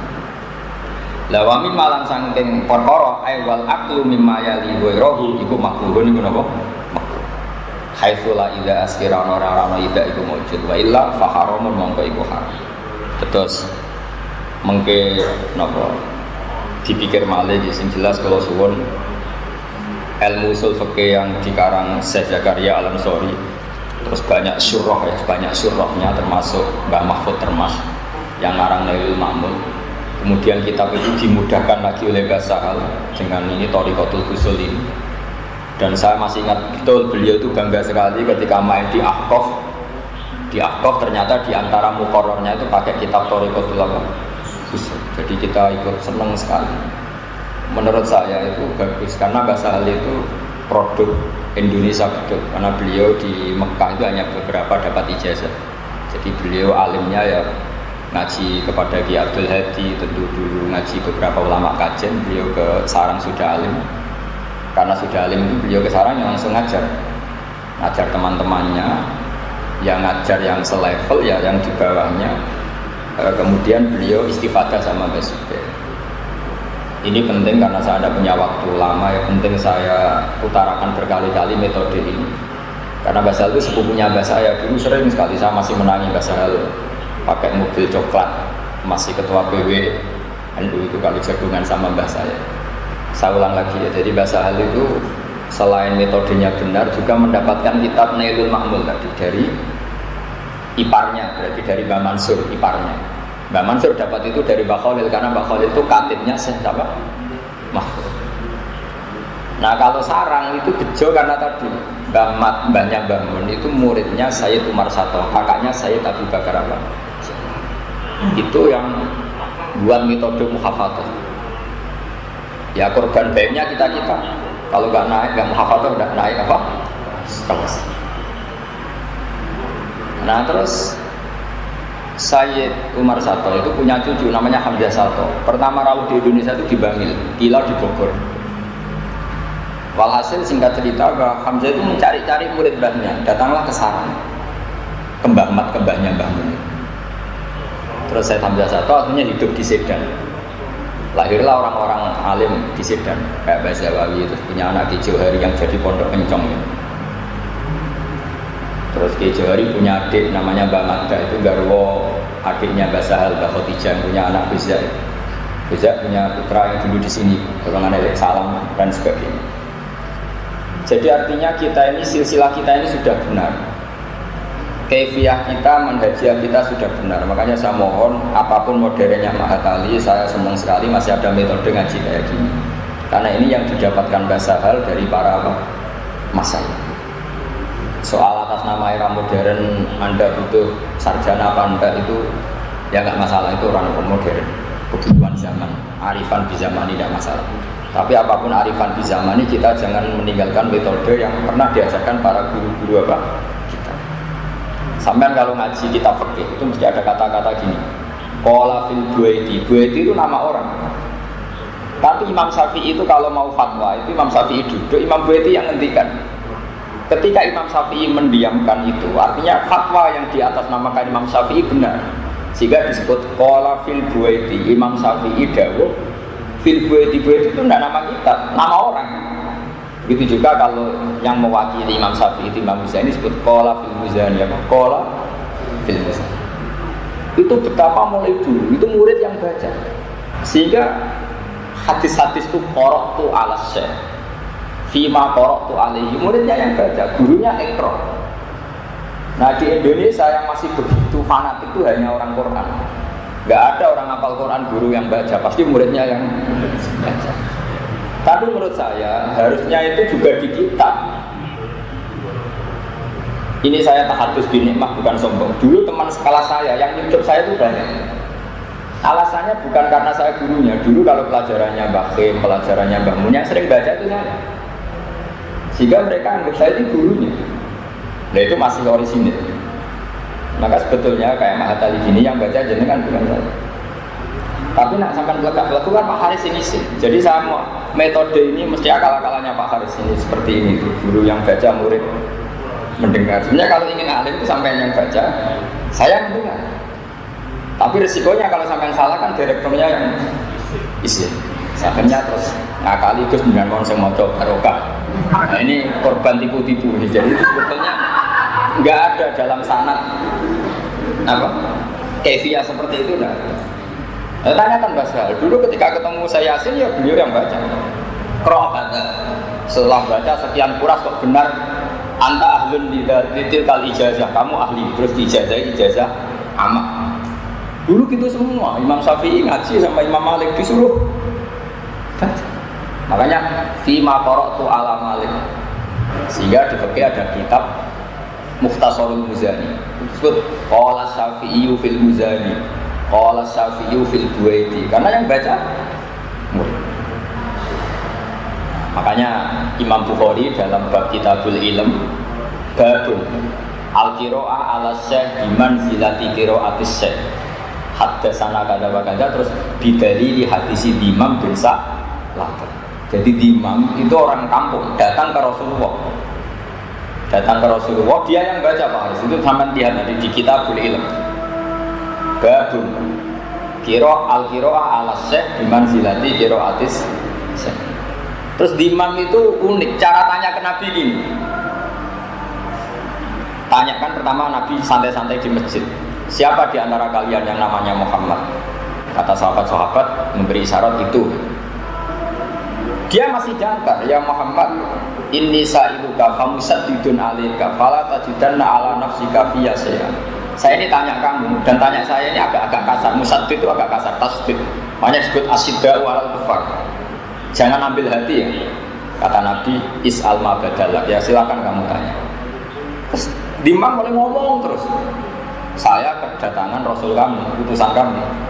Terus bilang Rasul kamu kalau kamu mewajibkan orang misalnya sholat 5 waktu, apa betul? Naam. Kata Rasul kamu harus puasa Ramadan, apa betul? Nabi bilang naam. Terus pokoknya Nabi itu mau ngendikan naam. Nah, ternyata semua yang dikatakan imam ini menjadi ilmu. Ya seperti itu kewajiban Islam, ada kewajiban puasa, kewajiban zakat, kewajiban ini. Padahal yang baca ini imam bukan kanjeng. Makanya al-qira'ah ala syekh bimanzilati qira'atis syekh. Karena syekhnya diam tapi mengasih. Itu lama sekali dipraktekkan. Imam Syafi'i ngaji sama Imam Malik. Imam Syafi'i yang baca Muwatta. Imam Muzani, Imam Buaiti ngaji sama Imam Syafi'i, yang baca juga Imam Muzani, Imam siapa? Buaiti terus. Termasuk bahasa hal dulu ngaji Bazubair yang baca bahasa hal. Ya tapi karena ini zaman akhir, saya juga kasihan kalau sama Pak Haris, kalau sampai baca salah pasti yang malu itu Pak Haris. Nah, orang muslim kan wajib menutupi aibnya orang muslim. Jadi man satara musliman satara. Wah, jadi ini kompromi. Sebetulnya ini metode yang kurang bagus. Tapi nggak apa-apa, ini darurat tiap hari. Karena Pak Haris nggak sempat mikir itu, yang dipikir judul jadi dia sudah kacau pikirannya sudah itu. Ya saya teruskan. Walin engdari lan krono amar iku lil engdar nahu kul tamat ta'u fa inna masirakum ilan wa yufariqu lan bedani apa engdar atah tidak ing tahdid oleh bedani diwujubi tironi kelawan wajib kebarengane tahdid bil waidi lan ancaman kama fil ayat wa bi anna tahdida lan sanane tahdid ku atafihu medek-medekno. Beda wal engdaru ta engdar mau iblahul mafufi minhu iku mau nyampeno barang sing perlu dikuwatiri. Walil imtinani lan kadang amar iku mau nunjukno paring nikmat. Misalnya Allah dawuh kulu mimma razaqakumullah. Ora kok kowe mangan terus ngetakon kenapa kok mangan? Kulu mimma razaqakum. Ndak. Allah itu menunjukkan kasih sayangnya ke kita dengan membolehkan kita makan. Bukan kok terus kita wajib makan terus. Salat yo wajib, mangan yo wajib. Karena Quran dawuh wa aqimus sholat, sholat yo wajib, mangan yo wajib. Terus kowe sholat mbek mangan, melakukan dua amar sekaligus. Ayo sarap gitu no. Sarap perlu diobatno niku. Meskipun alasan Anda gitu, wa aqimus sholat ya perintahnya Allah, kulu mimma razaqakum ya. Itu kalau dua perintah dilakukan sekaligus kan bagus. Poinnya dua ya udah ada gitu.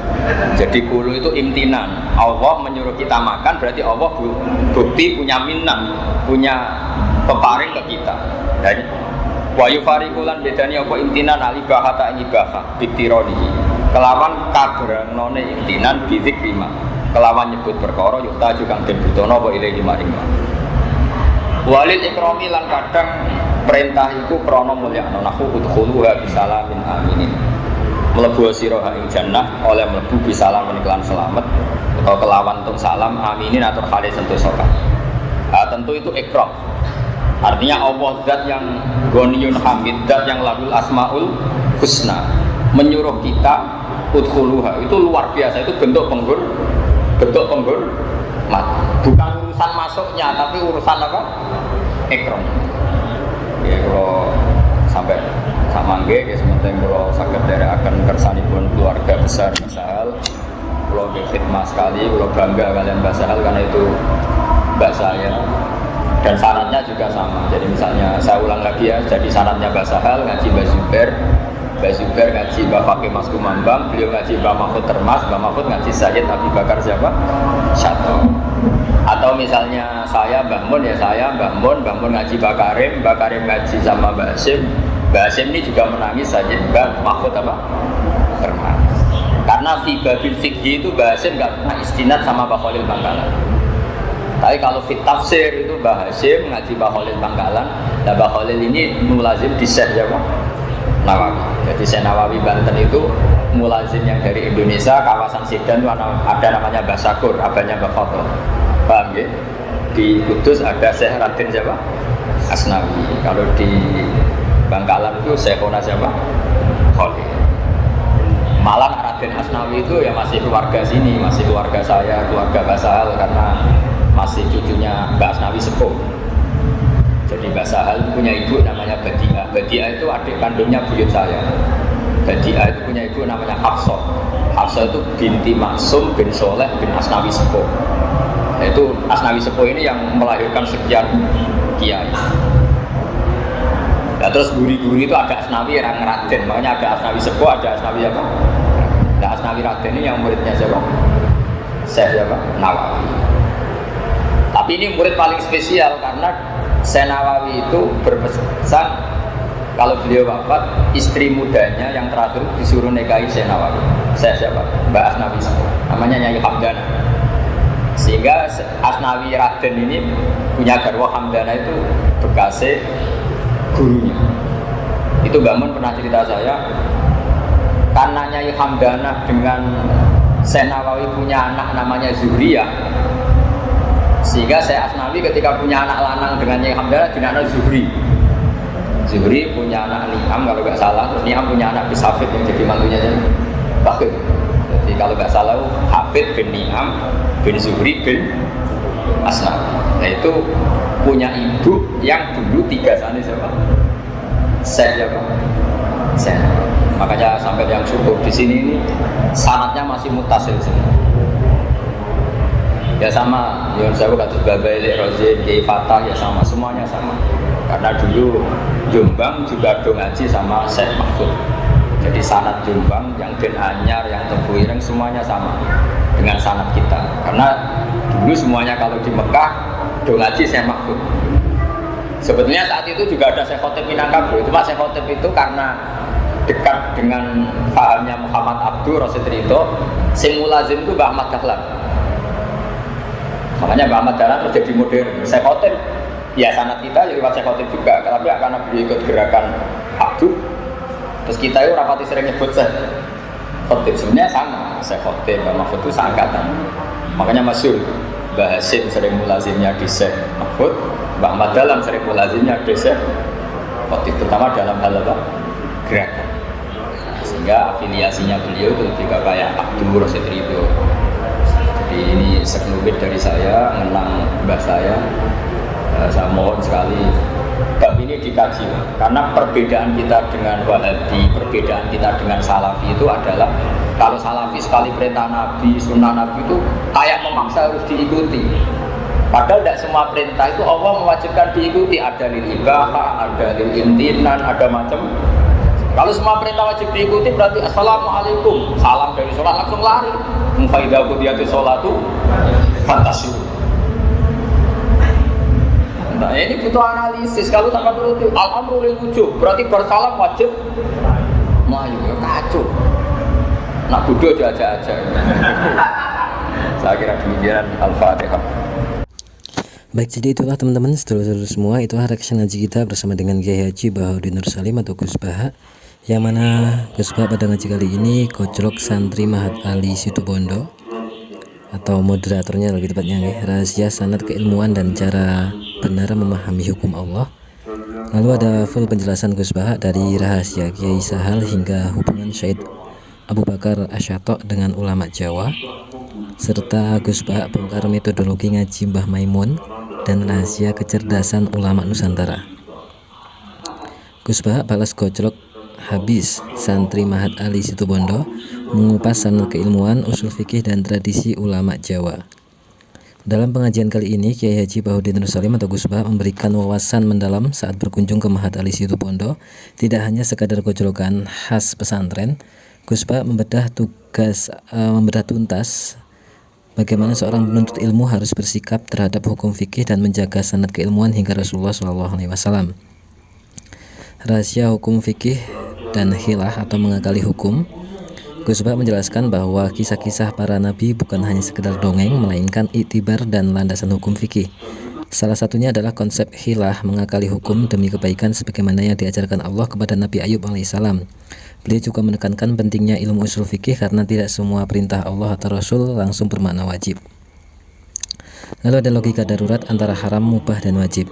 Simak penjelasan Gus Baha tentang kaidah fikih sebagaimana sesuatu yang haram seperti makan bangkai bisa menjadi wajib saat darurat demi menyambung hidup, namun tetap memiliki batasan ketat, hanya boleh dimakan secukupnya, tidak boleh sampai disimpan. Kemudian sanad keilmuan dan hubungan Said Abu Bakar Asyatok. Gus Baha mengungkap jalur sanad keilmuan ulama-ulama besar Jawa yang bersambung melalui Sayyid Abu Bakar Asyatok dan Umar Asyatok. Beliau menegaskan bahwa seluruh kiai di Indonesia memiliki sanad yang mutasil tersambung hingga Rasulullah SAW. Lalu ada metodologi belajar rahasia kecerdasan Kiai Sahal dan Gus Baha. Bagaimana cara Gus Baha dan para kekasih Allah itu belajar seperti halnya Mbah Sahal Mahfud. Gus Baha menceritakan 3 lapis Kiai Sahal Mahfud, yaitu yang pertama adalah ngaji bersama teman, ini bersifat diskusi, kemudian mempelajari mandiri atau mutolaah, lalu sowan atau sorokan kepada guru untuk mencocokkan pemahaman. Gus Baha juga berbagi kisah haru saat beliau diminta berhenti mengaji secara formal oleh Mbah Maimun Zubair karena cara menerjemahkan kitabnya sudah dianggap setara dengan sang guru. luar biasa. Kemudian penghormatan terhadap Qanun Asasi dan Bahasyim Asy'ari. Kisah istimewa saat Gus Baha diberikan kehormatan meneliti kitab Qanun Asasi Nahdlatul Ulama, langsung di kursi tempat Mbah Hasyim Asy'ari menulisnya. Penjelasan mengenai qiyas dan istihsan yang tetap bersumber pada Al-Quran dan hadis juga dikumpas tuntas di sini. Kemudian ada gojolkan santri Muhammad Ali tadi, di beberapa diantaranya hukum hilah dan kisah Nabi Ayub, mengapa usul fikih itu penting, logika makan bangkai dari haram ke wajib ketika darurat, rahasia belajar Kiai Sahal Mahfud, ada kisah Gus Baha dan Mbah Maimun Zubair, kemudian ada pentingnya sangat keilmuan ulama Jawa. Nah itu teman-teman, semoga ngaji kali ini menjadi ilmu yang bermanfaat dunia akhirat untuk kita semua, serta menjadi amal jariah yang berkah bagi Gus Baha dan kita semua. Amin ya rabbal alamin.